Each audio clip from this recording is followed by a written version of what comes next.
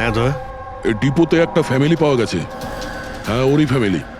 আর মেয়েটার নাম হলো নয়না। ঠিকানা হলো B200 শান্তিনিবাস, বারসোয়া। আচ্ছা তাই নাকি?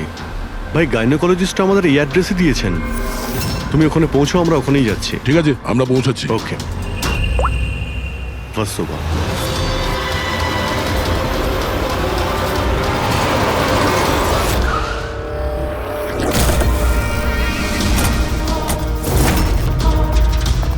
এক্সকিউজ মি, আমরা সিআইডি থেকে আসছি। এই নয়না কোথায়? সিআইডি?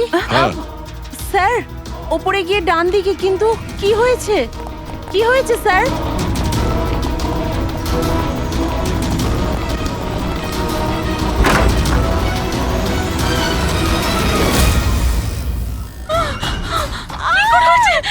প্লিজ সামলান নিজেদের আপনারা। কি করছেন কি? শান্ত হন আপনারা। এটা কি হয়ে গেল? ও সুইসাইড করেই নিল। গুলি চিনের নিচের থেকে উপরের দিকে গেছে। স্যার, অনেকটা রক্ত বেরিয়েছে। মনে হচ্ছে অনেকটা সময় কেটে গেছে। পিছনে সরো। কি দাদা, হলো? দাদা দেখ দাদা। নয়না, এই, কি হলো নয়না? ইন্সপেক্টর আমান? তুমি ওকে চেনো? হ্যাঁ, আমরা ট্রেনিং একাডেমিতে একসাথেই ছিলাম। কেন করলো স্যার নয়না এরকম? এটা তো আপনিই বলতে পারবেন। ওঠো। ওকে টর্চার করতে, মারতে, হ্যাঁ, ভয় দেখাতে, হুমকি দিতে কি এক্সপেক্ট করেছিলে তুমি? কি করতে? হ্যাঁ, অ্যাটেম্পট অফ সুইসাইডের জন্য তুমি জেলে যাবে। স্যার, এটা কি বলছেন আপনারা? দাদা এরকম করতে পারে না। স্যার, আপনারা এটা ঠিক করছেন না। প্লিজ এরকম করবেন না। কত মেন্টাল টর্চার করা হয়েছে ওকে। নিজেরই মাথায় গুলি করে নিয়েছে। সবাইকে বাইরে নিয়ে যাও। চলো তুমি বাইরে চলো। নয়না, চলো। suicide করতে পারবে না। চলো চলো সবাই চলো। প্লিজ চলো, বাইরে বেরো। যান, বাইরে, please, চলো, বাইরে please, যান আপনি বলছি। চলো বেরো, চলো চলো। শান্ত হন। আপনিও যান। Please। চলুন চলুন। সেটাই হলো যেটা ওই গাইনোকোলজিস্ট বলেছিলেন। ও সুইসাইড করেই ফেললো। বডিটাকে ফরেন্সিক ল্যাবে পাঠিয়ে দিই, আর এসিপি স্যারকে ইনফর্ম করে দিই যে ওকে আমরা বাঁচাতে পারিনি। 1 মিনিট। ওই ফোন,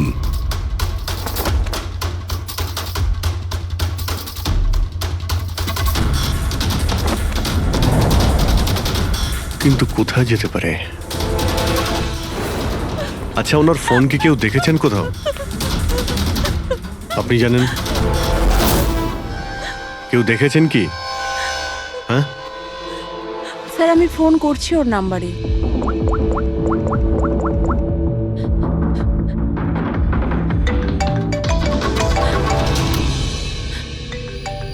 যশ বাবা, এদিকে এসো।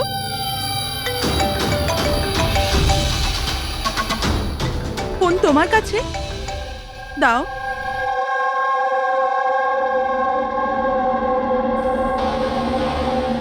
আমি এটা গেম খেলার জন্য নিয়েছিলাম কাকির ঘর থেকে। কোনো ব্যাপার না বাবু, এদিকে এসো। বাবু, একটু মনে করে বলো, যখন তুমি ফোন নিতে এখানে এসেছিলে তখন কি দেখেছিলে তুমি?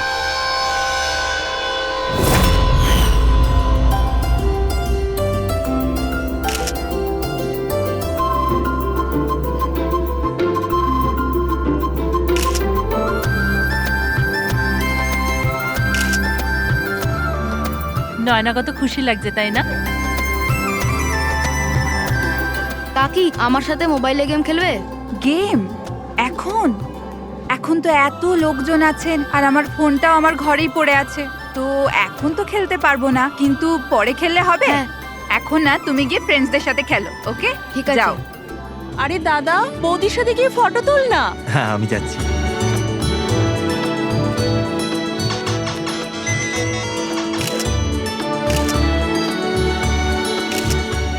যশ বাবা, তুমি আবার মোবাইল নিয়ে বসে গেছো? মা প্লিজ ডিস্টার্ব করো না, মা প্লিজ।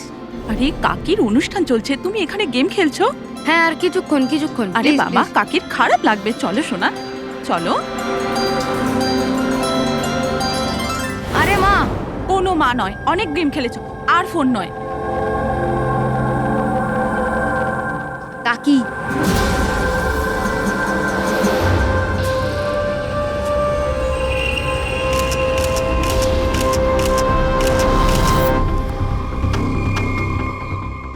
কাকির ফোন কোথায় থাকতে পারে? হ্যাঁ,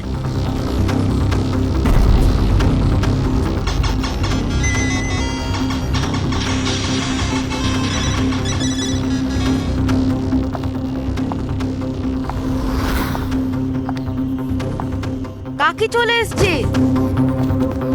কিন্তু এরপর তুমি ফোনটা ফেরত কোথা থেকে পেলে? এখানে বাইরে পড়েছিল। থ্যাংক ইউ বাবু, তুমি আমাদের অনেক সাহায্য করলে। হুম,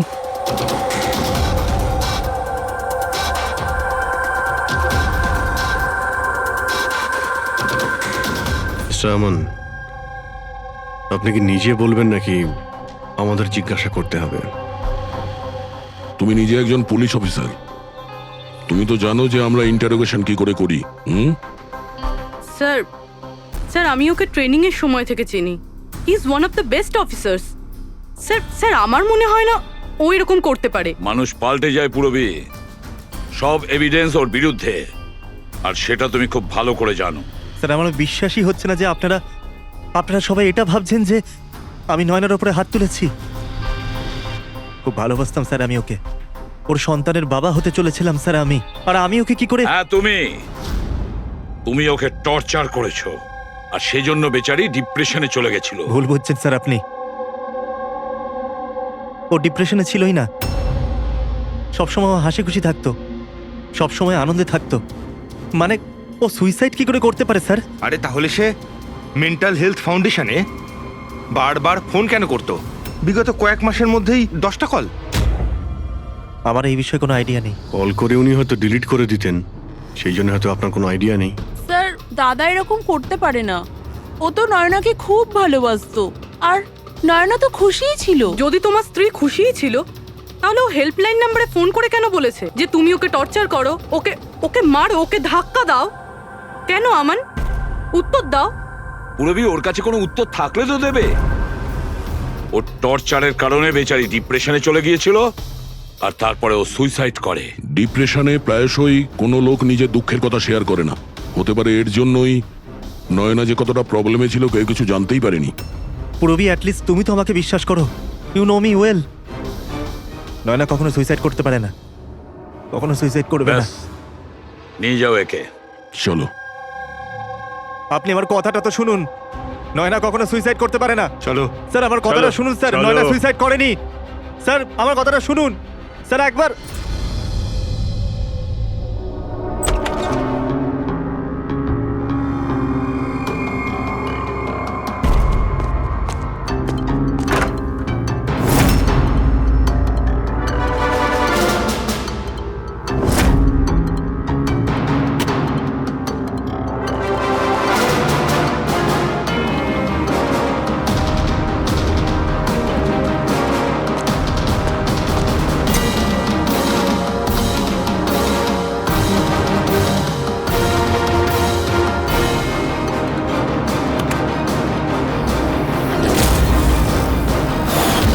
স্যার নয়না যখন সুইসাইডই করতে চাইছিল, তাহলে ওর আসন্ন সন্তানের জন্য অনলাইন ওয়েবসাইট থেকে বেবি প্রোডাক্টসের শপিং কেন করেছিল?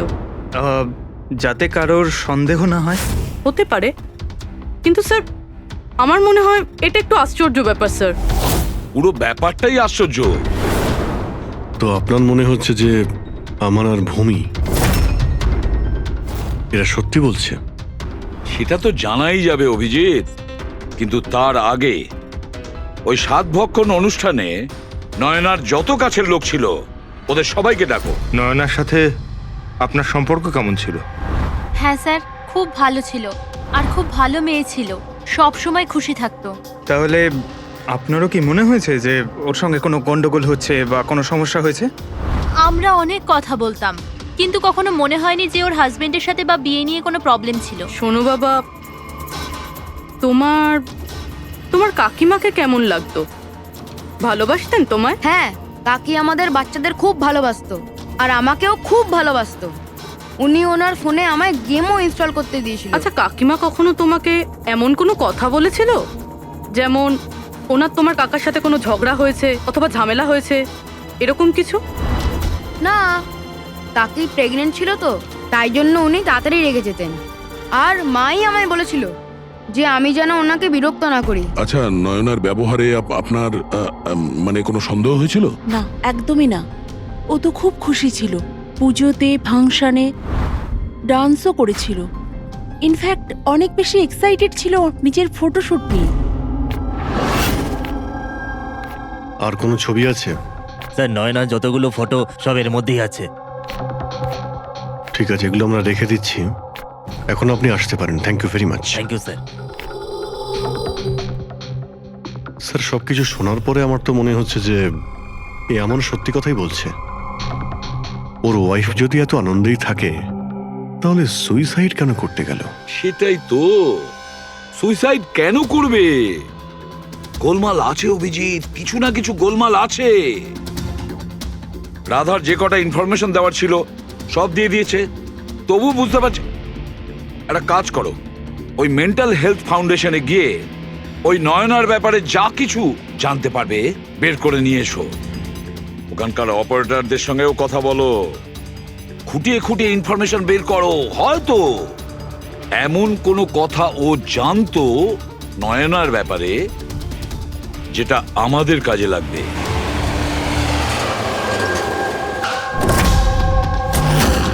আমরা সিআইডি থেকে আসছি, আপনাকে কিছু জিজ্ঞাসাবাদ করব। এই নাম্বারটা থেকে আপনার ফাউন্ডেশনে একজন লেডি ফোন করতেন, উনি সুইসাইড করেছেন। এর পুরো ইনফরমেশন চাই আমাদের। কবে কল করেছিল, কতবার করেছিল, কখন করেছিল, পুরো ডিটেল। আমি এক্ষুনি চেক করছি।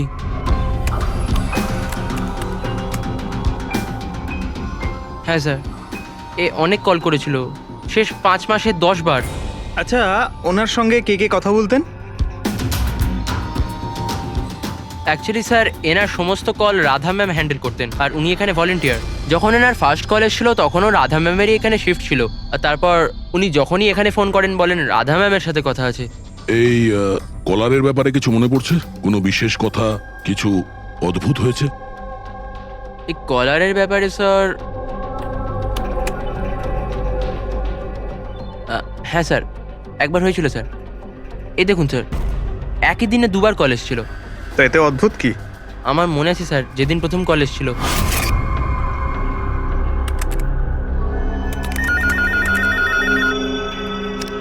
Hello, how may I help you? Hello, আমি রাধা ম্যাডামের সাথে কথা বলতে চাই। হ্যাঁ, শিওর। হ্যালো রাধা ম্যাম, আপনার জন্য কল। কিছুক্ষণ বাদে ওই নাম্বারটা থেকে আবার কল এসেছিল। Hello, how may I help you? Hello, আমি নয়না বলছি। আর কিছুক্ষণ আগে আমার নাম্বার থেকে আপনার কাছে কল এসেছিল, আর 7 মিনিট কথাও হয়েছে। আপনি প্লিজ আমাকে বলবেন আপনি কোথা থেকে বলছেন? ম্যাম, এটা মেন্টাল হেলথ ফাউন্ডেশনের হেল্পলাইন নাম্বার। আমরা সেই সমস্ত মানুষের হেল্প করি যারা ডিপ্রেশনে পড়ে সুইসাইড করার চেষ্টা করে। What? Suicide helpline? Yes ma'am. অন্য কলাররা স্যার নিজের নাম কখনোই বলে না, কিন্তু ইনি প্রথমে নিজে থেকেই বলে দিলেন। স্যার, নয়না নিজের নাম কখনো রাধাকে বলেনি, তাহলে ও হঠাৎ করে বলতে যাবে কেন? আমরা এই নম্বরের কল হিস্ট্রিটা চাই। 1 মাস আগে নয়নার ফোন থেকে কেউ একজন হেল্পলাইনে ফোন করেছিল, আর এই হলো তার রেকর্ড।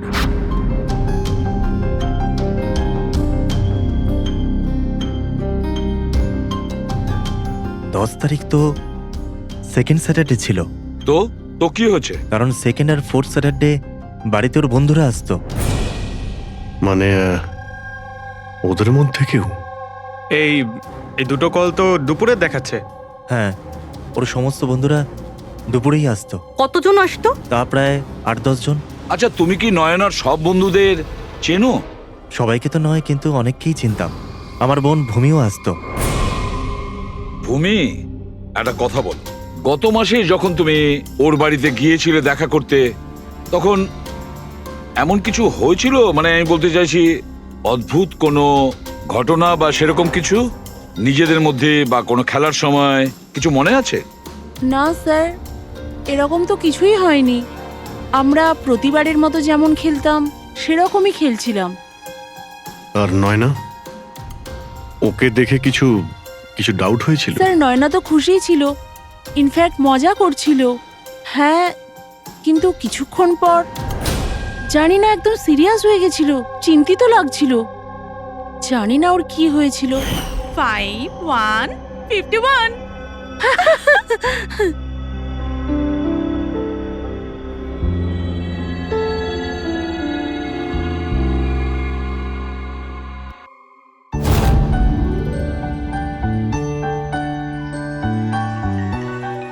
মনে হচ্ছে এর যে হবু বাচ্চা হবে না, সে খুব লাকি। হ্যাঁ রে, নয়তো আগে কখনো নয়না জিততো না। ওহো, মনে হচ্ছে কেউ জেলাস হচ্ছে। আরে নয়না, দাদাকে একটা ফোন করো না, রাতের অর্ডারের জন্য একবার মনে করিয়ে দাও না। ফোন কোথায় আমার? আরে একটা কাজ করো, নাও আমার ফোন থেকে কথা বলো। হ্যালো, বিকেলে না প্লিজ খাবার অর্ডার করে দিও। না না, শুধু এটাই মনে করানোর ছিল। এই নাও, কিন্তু আমার ফোন কোথায় আর? আমি বুঝতে পারছি না, এখানেই রেখেছিলাম। নয়না, ওই যে তোমার ফোন ওখানে টেবিলের উপর। ওখানে কে রাখলো? আমি তো ওখানে তুই ফোন রেখেছিস রাখিনি। হয়তো। না यार, আমার মনে আছে আমি রাখিনি।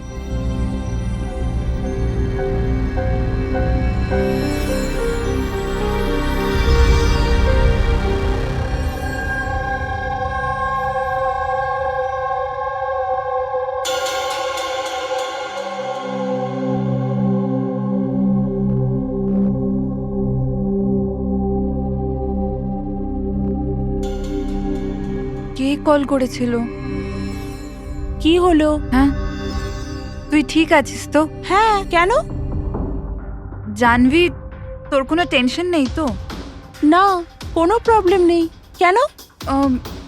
তোদের যদি কোনো প্রবলেম থাকে তো প্লিজ আমায় বলিস। কেমন প্রবলেম? কি বলছিস তুই? তোর কি হয়েছে হঠাৎ করে? আরে কিছু হয়নি, প্রেগন্যান্সির মধ্যে এরকম মুড সুইংস হয়ে থাকে, এটা একটা ন্যাচারাল ব্যাপার। চলো আমরা সবাই খেলাটা কন্টিনিউ করি।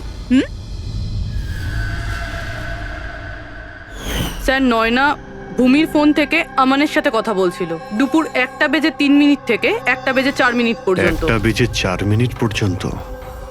আরে সুইসাইড হেল্পলাইনে যে প্রথম ফোন করা হয়েছিল 7 মিনিটের জন্যে, সেটা 12:57 থেকে 1:04 অবধি চলেছিল। আর সেকেন্ডটা 1:20 থেকে 1:21 পর্যন্ত। তার মানে অভিজিৎ, ওই 7 মিনিটের কলটা নয়না নিজে করেনি। কারণ ওই সময় নয়না আমানের সাথে কথা বলছিল ভূমির ফোন থেকে। এক্স্যাক্টলি। তার মানে ওই ফোনটা নয়নার কোনো বন্ধুই হয়তো করেছিল। আপনি কাউকে দেখেছিলেন ওর ফোন তুলতে বা ওর ফোন ব্যবহার করতে? না, আমি তো কাউকে দেখিনি। তার মানে ওই কলটা অন্য কেউ করেছিল। আর স্যার, নয়না যখন ওর ফোনটা খুঁজে পায় আর ওখানে লাস্ট ডায়াল আননোন নাম্বারটা চেক করে, আর তারপর যখন ওই নাম্বারে ফোন করে তখন ও জানতে পারে যে ওটা কোনো সুইসাইড হেল্পলাইনের নাম্বার।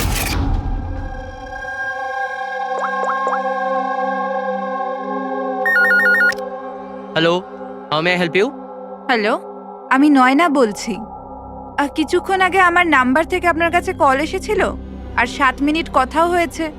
আপনি প্লিজ আমাকে বলবেন আপনি কোথা থেকে বলছেন? ম্যাম, এটা মেন্টাল হেলথ ফাউন্ডেশনের হেল্পলাইন নাম্বার। আমরা সেই সমস্ত মানুষের হেল্প করি যারা ডিপ্রেশনে পড়ে সুইসাইড করার চেষ্টা করে। হোয়াট? Suicide helpline? এটা জানতে পেরে ও চিন্তায় পড়ে যায় আর ভাবতে আরম্ভ করে সুইসাইড কে করতে চায়। স্যার, এই ফোন কলটা নয়না যদি না করে, তাহলে এটাও তো হতে পারে যে আগে যে সমস্ত কলগুলো করা হয়েছে সেটা নয়না করেনি, অন্য কেউ করেছে। ভূমি, তুমি ওই গেম খেলার সময় ডায়েরি রাখো তো? মানে স্কোর নোট করো তো প্রত্যেকটা খেলার? ব্যাস, ওই ডায়েরিটা আমার চাই। Okay sir. আর এই যে প্রত্যেক সেশনে 4টে নাম রয়েছে যারা সব সময় থাকে: ভূমি, পারুল, জাহ্নবী আর শীতল।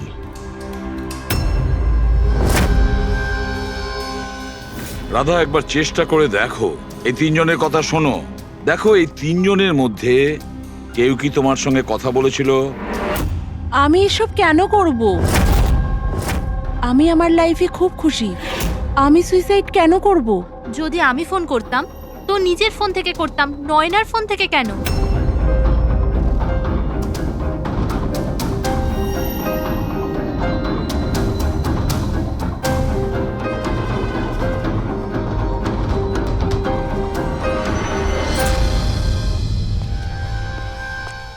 স্যার স্যার এই তিনজনের মধ্যে কারুর আওয়াজ নয়। স্যার হ্যাঁ এই তিনজন তো না বলছে, শুধু শীতল বাকি আছে। ওর ব্যাপারে কিছু জানতেই পারছি না। কিছু জানতে পারোনি মানে কি বলতে চাইছো? স্যার এই তিনজনের মধ্যে কেউ শীতলকে চেনেই না। জাহ্নবী বলল শীতলের সাথে নয়নার গাইনোকোলজিস্টের চেম্বারে দেখা হয়েছিল, আর ওখানে ওদের বন্ধুত্ব হয়ে যায়। শীতলকে এদের মধ্যে কেউই পার্সোনালি চেনে না। কোনো ব্যাপার না, ওই তিনজনের হেল্প নিচ্ছি আমরা। এবার শীতলের স্কেচ করাবো আমরা, তারপরে দেখবো।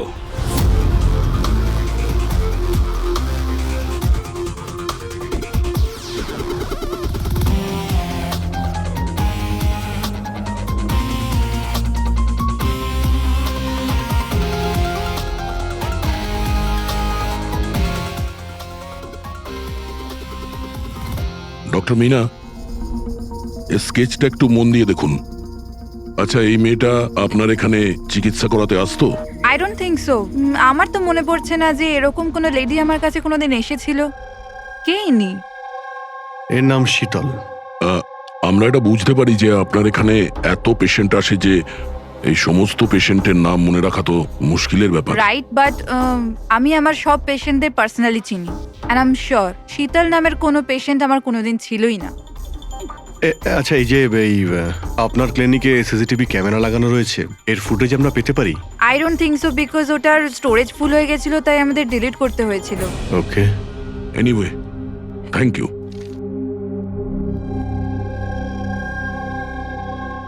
মনে হচ্ছে এই শীতল কোনোদিন পেশেন্ট ছিলই না, শুধুমাত্র নয়নার সঙ্গে বন্ধুত্ব করার জন্য এসেছিল এখানে। ওর প্ল্যান ছিল নয়নার সঙ্গে বন্ধুত্ব করে ওর বাড়িতে ঢোকার। প্রফেশনাল ফ্রড মনে হচ্ছে, আটকাতে হবে ওকে। তুমি কি একে চেনো?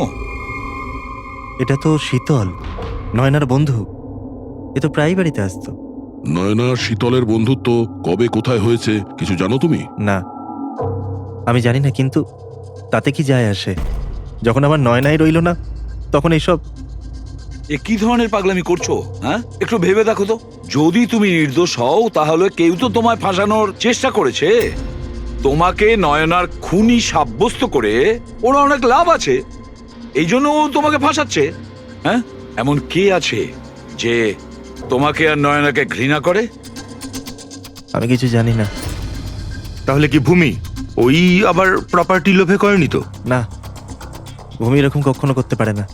বরং ও তো নয়নাকে খুব ভালোবাসতো। তো কোনো প্রফেশনাল রাইভেলরি? একজন পুলিশের তো অনেক জায়গায় অনেক শত্রু থাকে। না, আমার সাথে এরকম কিচ্ছু ছিল না। আমি আমার ডিউটিতে না তো কখনো কোনো গ্যাংস্টারকে ধরেছি, না কোনো বড় গ্যাংস্টারকে মেরেছি, কখনো ঘুষ নিইনি। পুরো কেরিয়ারে ব্যাস একবারই গুলি চালিয়েছিলাম। কার ওপরে? কাকে গুলি করেছিলে তুমি? ছোটখাটো ফ্রড ছিল স্যার, বিশেষ। ওকে অ্যারেস্ট করতে গেছিলাম, তখনই গুলি চলে গেছিল।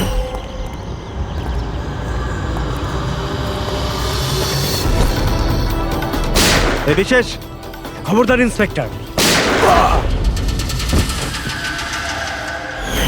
হয়তো এই লোকটারই কোনো ভাই বা আত্মীয় প্রতিশোধ নেওয়ার জন্য এসব করেছে। না, যখন আমরা ওকে অ্যারেস্ট করতে গেছিলাম তো ওর কোথাও কোনো পরিবার ছিল না, হয়তো অনাথ ছিল। ঠিক আছে, যদি ওই লোকটার কোনো আত্মীয় স্বজন থাকে তাকে আমরা ছাড়বো না। স্যার আমান ঠিক বলছিল, ওই লোকটার নিজের বলতে কেউ নেই, ফ্যামিলি, স্ত্রী, বাচ্চা কেউ না। তাহলে এর প্রতিশোধ কে নিচ্ছে? বাড়ির লোক নয়, কোনো বন্ধু হতে পারে। বন্ধুরা হয়তো প্রতিশোধ নিয়েছে। বন্ধুত্বের জন্য কে আজকাল নিজের প্রাণের ঝুঁকি নেয় স্যার? এসব তো শুধু গল্পের বইতেই দেখা যায়। নন্টে ফন্টে, হাবলু ঘাবলু, এখন এসব কোথায় স্যার? এটা কি? স্যার একটা স্টোরেজ চুরির ঘটনায় বিশেষের সাথে আরও একটা নাম আছে, রেখা। রেখা? দুজনে মিলে অনেক চুরি করেছে। এদের ফটো দেয়নি কেন? স্যার এরা তো ছদ্মবেশে চুরি করতো, হয়তো এই জন্যে। আর যখন বিশেষ মারা যায় তখন হয়তো এই জুটিটা ভেঙে যায় আর এই রেখা একা হয়ে যায়। রেখা? আমি জানি এই রেখা কে। স্যার আমাদের ইনফর্মার এই বাড়িটার অ্যাড্রেসে দিয়েছিল।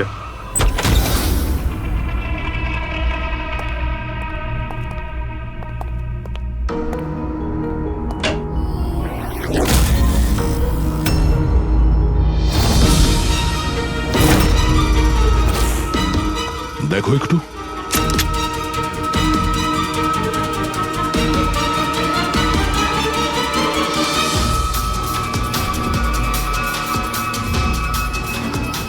স্যার, মারা গেছে। একটু উল্টা ওকে। শীতল? আমাদের সন্দেহ ঠিকই ছিল, শীতলই রেখা। কিন্তু স্যার, আমরা তো ভাবছিলাম যে সব শীতল করছে। পঙ্কজ, অন্য কেউ আছে এর পেছনে। ও জানতে পেরে গেছিল যে আমরা শীতলের কাছে যে কোনোভাবেই হোক পৌঁছে যাব।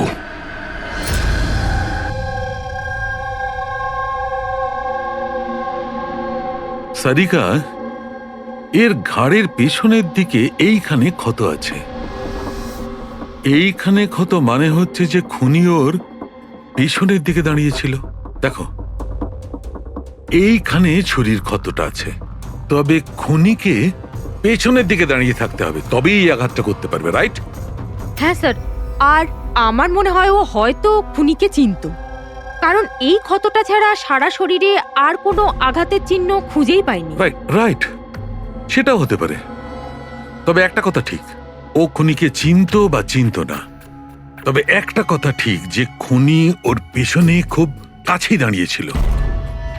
দেখো, এত জোরের সঙ্গে এই ছুরিটাকে ব্যবহার করা হয়েছিল যে খুব কাছেই দাঁড়িয়ে থাকতে হবে, তবেই জোরে মারতে পারবে। আর একটা কথা, এই যে ক্ষতটা আছে সেটা বলছে যে কেউ নিজের বাঁ হাতটা ব্যবহার করেছিল, কারণ যদি ডান হাত দিয়ে ছুরিটা মারা হতো তাহলে ক্ষতটা এই অ্যাঙ্গেলে হতো না। এক্ষেত্রে বাঁ হাতটা ব্যবহার করা হয়েছে। হ্যাঁ স্যার, তার মানে খুনি ডেফিনেটলি লেফট হ্যান্ডেড, তাই তো? একদম, এই খুনি লেফটি। আর দেখো, আরেকটা কথা, এত জোর দিয়ে এটা ব্যবহার করা হয়েছে। সাপোজ ধরো কোনো ডান হাতি লোক বাঁ হাতে ছুরিটা নিয়ে ব্যবহার করলে তাহলে এত জোরে আঘাতটা করা সম্ভব নয়। এটা সেই করতে পারে যে বাস্তবে একজন লেফটি, নেটা। রাইট। খুনি একজন লেফটি, এটা একটা বড় ক্লু। এবার বলে দিও নাকে, জনাব এসিপি সাহেবকে। আগে হ্যাঁ, প্রদ্যুম্ন সাহেব। হ্যাঁ বলো সালুকে, বলো। একটা বড় ক্লু পেয়েছি। যে ব্যক্তি এই ছুরিটা ব্যবহার করেছে সে আসলে lefty, left hander. Thank you সালুকে। সালুকে ফোন করেছিল, বলছিল খুনি লেফট হ্যান্ডেড। স্যার, আমরা তো আগেই সবকিছু বলে দিয়েছি, তাহলে আমাদের এখানে আটকেছেন কেন? কেননা সত্যিটা এখনো জানা যায়নি। কাল রাতে আপনাদের সবার হাতে নয়নার ফোন গিয়েছিল। ঠিক করে মনে করে বলুন আর কি হয়েছিল। হয়তো আপনাদের মধ্যে কেউ ওকে দেখেছে বা শুনেছে অন্য কারোর সাথে কথা বলতে। ইয়শ বাবু, আই হোপ তোমার স্মৃতিশক্তি তো ভালো, কিছু মনে আছে তোমার? তুমি আমাদের সাহায্য করবে না? হ্যাঁ, কিন্তু আমি কাউকে তো দেখিনি। আচ্ছা, তোমার যা মনে আছে বলে দাও। আমি প্রমিস করছি যে আমাদের মধ্যে কেউ তোমাকে কিচ্ছু বলবে না। আমি কাকির রুমে তো গিয়েছিলাম, কিছুক্ষণের জন্য ফোন নিতে গেছিলাম। তারপর আমি গেম খেলছিলাম, আর আর কেউ আসছিল ওখান থেকে। তারপর আমি ফোনটা ওখানে সাইডে রেখে চলে গেছিলাম। কোন কোন গেম খেলছিলে তুমি? স্যার, এটা কাকির মোবাইলে তুমি এই গেমটাই খেলছিলে? হ্যাঁ, আমি আর আমার বন্ধু নীলজ, আমরা সবসময় এই গেমটাই খেলি। এই গেম তো অনেকেই একসঙ্গে খেলতে পারে, আর সবাই একে অপরকে দেখতেও পায়। তো নীরজ তোমাকে দেখতে পাচ্ছিল যখন তুমি ফোন ওখানে রাখো। স্যার, ফোনে তো রেকর্ড হচ্ছিল, ওখানে কি হয়েছিল সেটা নীরজের ফোন থেকে জানা যেতেই পারে। ঠিক আছে, আমরা নীরজকে ডেকে নিচ্ছি। দেখো বাবা, ঘাবড়াবে না, এখানে আমরা সবাই তোমার বন্ধু। শুধু কিছু জিজ্ঞেস করার আছে ইনফরমেশনের জন্য। যে গেম তোমরা খেলো না মোবাইল থেকে, সেগুলোর ব্যাপারে। যখন তুমি নিজের মোবাইলে গেম খেলছিলে তোমার বন্ধুর সাথে, তখন তুমি ওকে দেখতে পাচ্ছিলে তো? হ্যাঁ। আচ্ছা, আর একটা কথা বলো, যখন তুমি ওকে দেখতে পাচ্ছিলে তখন কি তুমি ওর পেছনে কাউকে দেখেছিলে? না, শুধু যশই ছিল। 1 মিনিট স্যার, যখন যশ ফিরে এলো না ততক্ষণ স্ক্রিন লক হয়নি। স্ক্রিন লক হয়নি মানে? স্যার মানে গেম অ্যাক্টিভ ছিল, আর যখন গেম অ্যাক্টিভ থাকে তখন ও নিজে নিজেই স্ক্রিনশট নেয়। তাহলে তখনও নিশ্চয়ই নিয়েছে, আর প্রত্যেকটা স্ক্রিনশট ফোনে সেভ হয়ে থাকে। হ্যাঁ স্যার। দাও তোমার ফোনটা দাও। Thank you.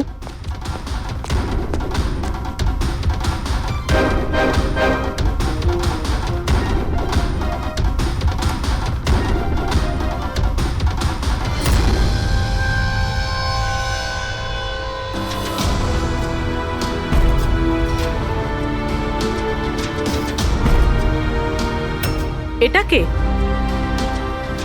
এটা এটা নয়না তো নয়। না, এটা নয়না নয়।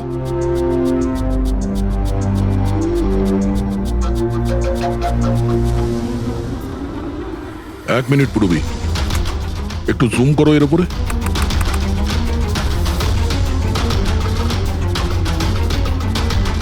মেহেন্দি আর লেফট হ্যান্ডে এর হাতে মেহেন্দি এইভাবে কেন রয়েছে? সেটা এই কারণে অভিজিৎ, কারণ এই হাতটা যে মহিলা, সে মহিলা ওখানে বাকি সবাইকে মেহেন্দি পড়াতে এসেছিল, আর ও লেফট হ্যান্ডেড। সবার আগেও শীতলকে দিয়ে হেল্পলাইনে ফোন করায়। রাধাকে একটু কলটা ট্রান্সফার করুন না প্লিজ।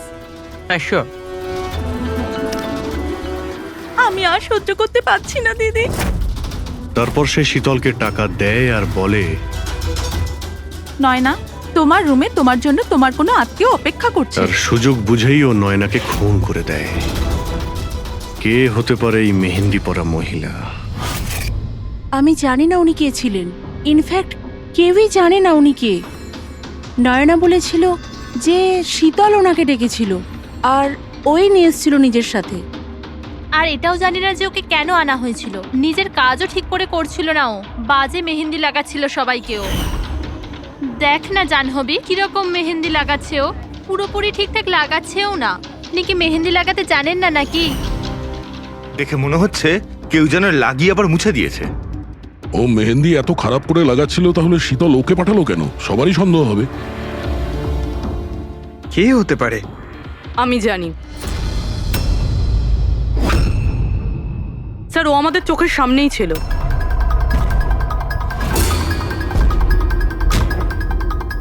আর আমরা ওকে সন্দেহই করিনি।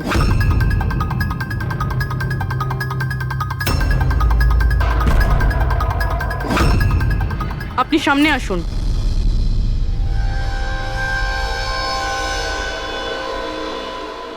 আপনার বা হাতটা দেখান।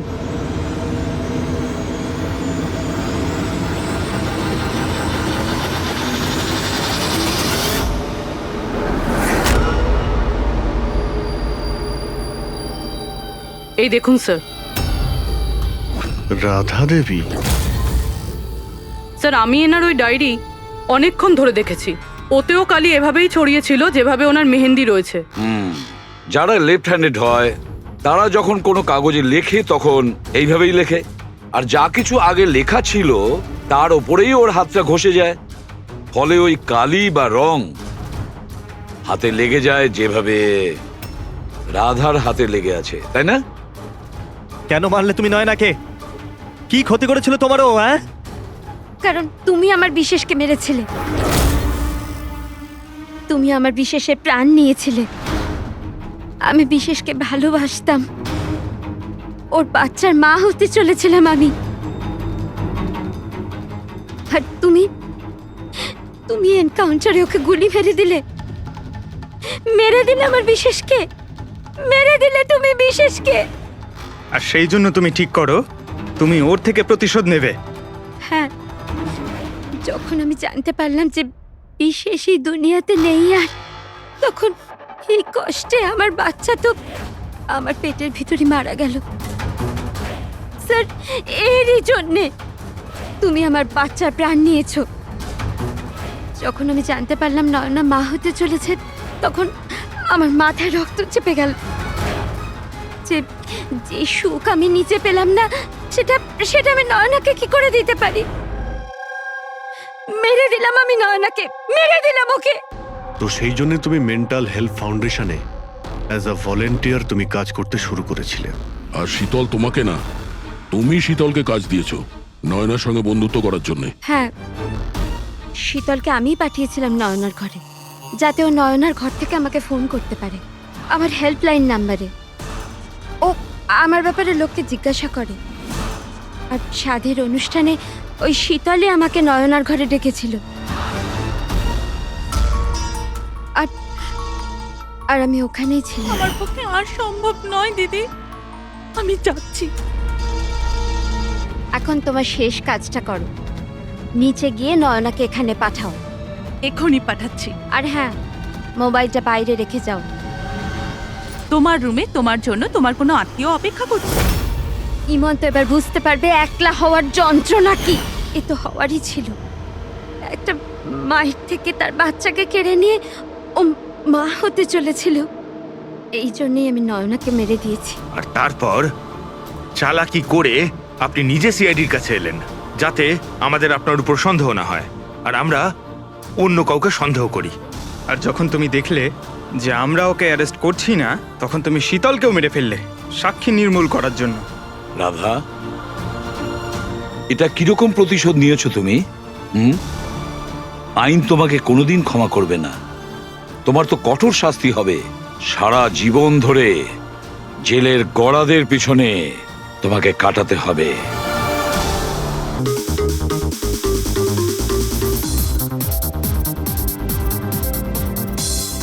আজ আমি খুব খুশি হয়েছি। আজ যদি তোমার মা বেঁচে থাকতেন না, উনিও খুব খুশি হতেন। তুমি আমার জন্য অনেক কিছু করেছো বাবা, মায়ের অভাব কোনোদিন বুঝতেই দাওনি। ওই তো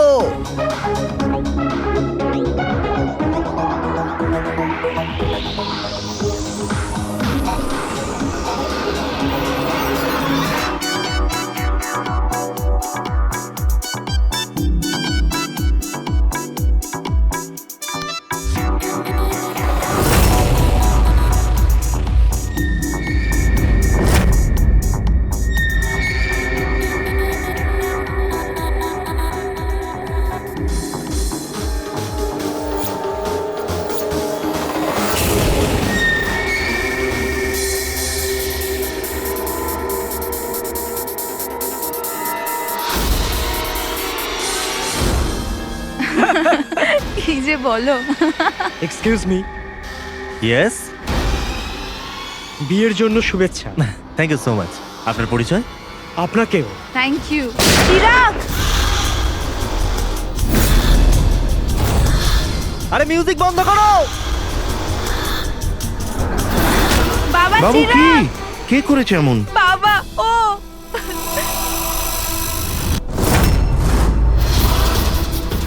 জান, জান।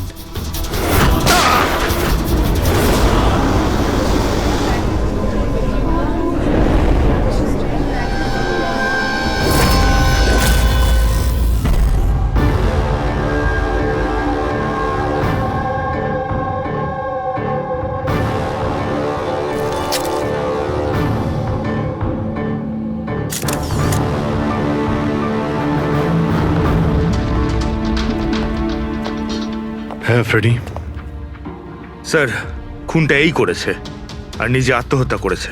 আমি দুজনের বডি ফরেন্সিক ল্যাবে পাঠিয়ে দিয়েছি। জানতে পারলে সে কে? না স্যার, না আইডি পেয়েছি, না পার্স পেয়েছি, না মোবাইল। পাওয়া গেছে শুধু বন্দুক। ঠিক আছে, বন্দুক আঙুলের ছাপ তো পাওয়া যাবে। যদি সে পেশাদার খুনি হয় তাহলে আমাদের ক্রিমিনাল ডেটাবেসে পেয়েই যাব।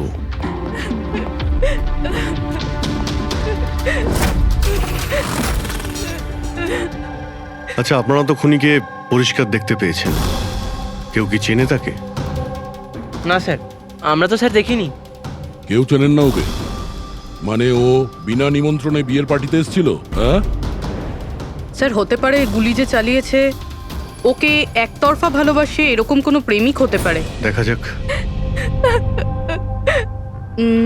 বুঝতে পারছি এই সময়টা সঠিক সময় নয় তোমার সাথে কথা বলার জন্য, কিন্তু আমাদের জন্য এটা জানা খুবই দরকারি যে চিরাগকে গুলি কে মারলো।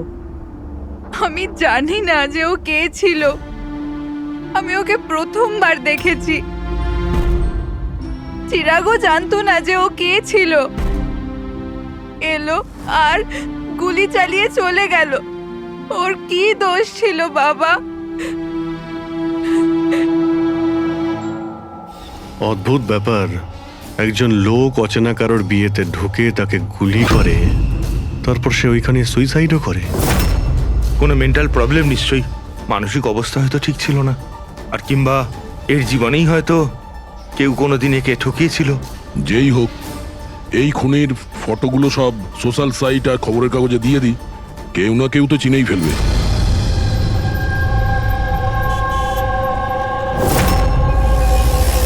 কিন্তু তন্ময় এমন কেন করবে? পুনা থেকে মুম্বাই গিয়ে, তাও কোনো অজানা মানুষের বিয়েতে। এই কেনর উত্তর তো আমরাও খুঁজে বেড়াচ্ছি। আচ্ছা, আপনারা ওকে শেষবার কখন দেখেছেন?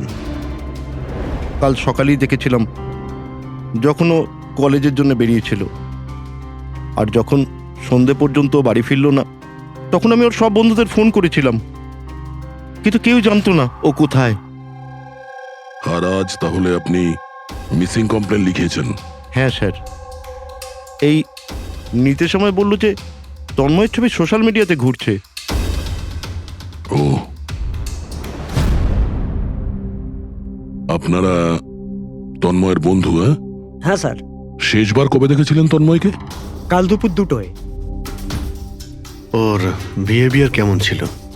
একদম নর্মাল ছিল, কেউ বলতেই পারবে না যে ও এরকম কিছু করার কথা ভাবছে।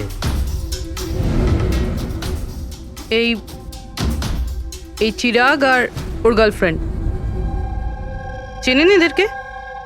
আগে না। আপনি?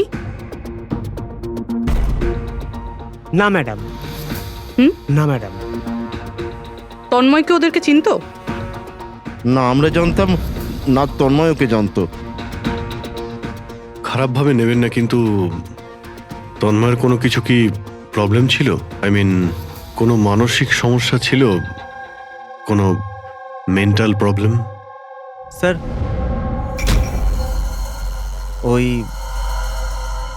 তন্ময় আর ওর গার্লফ্রেন্ডের কিছু মাস আগে ব্রেকআপ হয়ে গেছিল। ও কিছুটা ডিপ্রেশনে ছিল। ডিপ্রেশনে ছিল?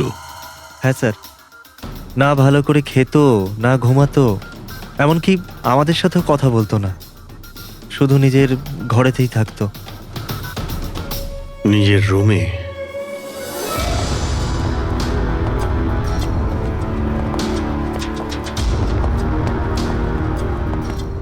আপনারা এখানেই দাঁড়ান।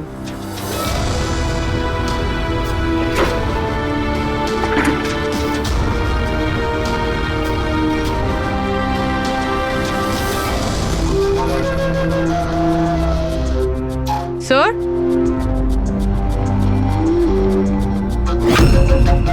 এটা কিসের চিহ্ন? আপনারা একটু ভেতরে আসুন। এই বেডের উপরে ছাপটা দেখুন। আমি জানি না স্যার, আগে কোনোদিন দেখিনি এই চিহ্ন। স্যার, আমরাও দেখিনি। এই তন্ময় বেডে চিহ্ন এঁকেছিল, এই চিহ্নের সঙ্গে এই খুনের আবার কোনো সম্পর্ক নেই তো?